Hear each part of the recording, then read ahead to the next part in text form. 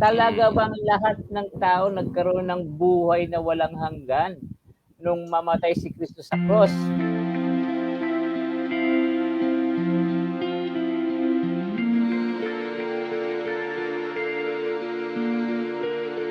Talaga Mm. bang lahat ng tao nagkaroon ng buhay na walang hanggan nung mamatay si Kristo sa cross? I would like to answer that question with a verse. Ano po? Romans chapter 5 verse 18. Consequently, just as one trespass resulted in condemnation for all people, so also one righteous act resulted in justification and life for all. So yun daw ang resulta ng isang act ng sacrifice ni Christ. Justification para sa lahat, napatawad yung kasalanan sa lahat, at saka life. At yung life na tinanggap ng lahat ng tao ay eternal life doon sa cross.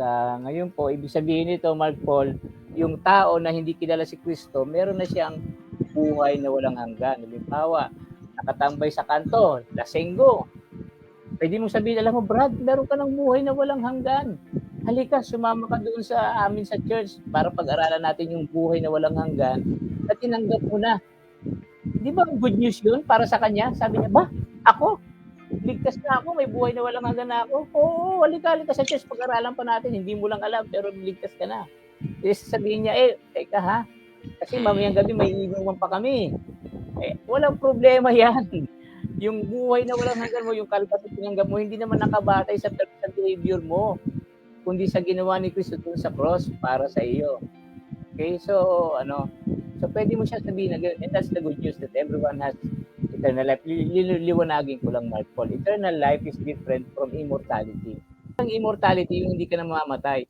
Kasi although tumanggap na tayo ng eternal life ngayon, kapag ni-reject natin si Christ, ano mangyayari sa eternal life na tinanggap natin? Mawawala yung eternal life na tinanggap natin. Hindi tayo magiging immortal na walang kamatayan. Kinakailangan pong maunawaan natin na ganun po yung turo ng Bible. The good news is that all men have eternal life. Parang lahat ng tao meron ng pera sa ATM. Yun nga yung pinapaliwanag ko, di ba? Illustration na palagi kong ginagamit. Lahat ng tao meron ng pera sa ATM. May 1 million pesos sa ATM. Pero, unless na ipasok mo yung ATM card mo doon sa ATM machine at i-withdraw yung ano na yun, hindi mo ma-experience. So, ganoon din yung mga tao. They have eternal life, but they will not experience it unless they have faith. Yung ATM card, yun yung faith na binigay din sa atin ni Christ. Okay? Parang, palagay mo, ano ba palagay mo sa palagay mo? Okay ba yun? Sa paliwanag ko, yung covenant, ano sa tingin mo doon? So yun nga, Pastor, kaya nga siya naging better covenant kasi nakabase dun sa promises. Kaya yung promises na yun yung inaasahan natin, ano? Na kung saan ang bawat sa atin ay pasok sa requirements nun.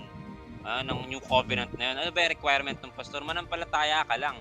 Yun lang yung pinaka-requirement niya at yun lang yung kaya na rin kasing gawin tungkol dun sa kaligtasan. Kaya kung titingnan natin, Pastor, napakaganda nung sinabi mo na pwede natin sabihin sa evangelism kapag mag-invite tayo ng mga tao, wala tayong pipiliin. Kasi ano yan normal yan, Pastor.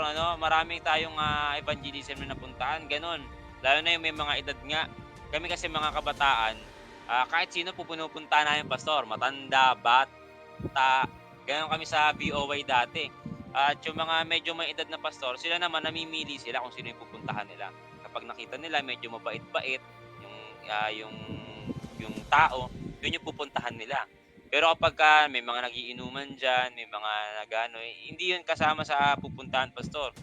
Hindi yun kasama sa mga i-invite. Pero may mga gano'n na rin mga instances, Pastor. May kilala nga akong layman.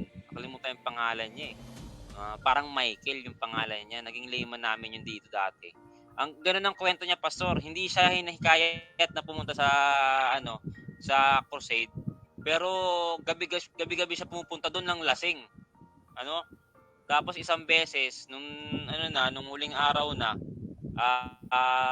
hindi niya naman gustong tumayo, pero tumayo siya.